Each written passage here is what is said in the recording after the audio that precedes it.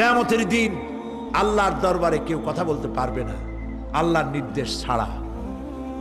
নবী করিম সাল্লাল্লাহু আলাইহি সাল্লামকে সাহাবায়ে কেরাম জিজ্ঞেস করেছেন, হে রাসূল, আপনার আব্বা এবং আম্মার অবস্থা কি হবে?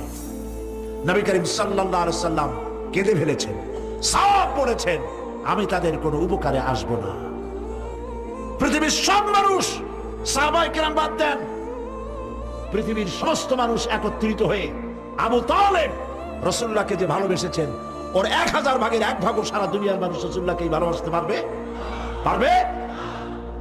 নিজের ছেলে আলীকে, আলী রাদিয়াল্লাহু তাআলা আনহুকে আলাদা বিছানায় শোয়াইয়া, ছোট্ট মানুষ হযরত আলী আলাদা জায়গায় রাখিয়া মুহাম্মদুর রাসূলুল্লাহ সাল্লাল্লাহু আলাইহি সাল্লাম এতিম মানুষ, তারে কলিজার সাথে বুকের মধ্যে আশ্রয় দিয়ে আগলে রেখেছেন বুক ভরে।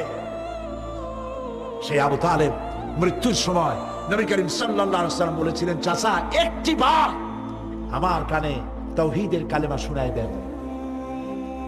আবু তালেব, তার কিসমতে ছিল না কালেমা। মরে যাওয়ার পর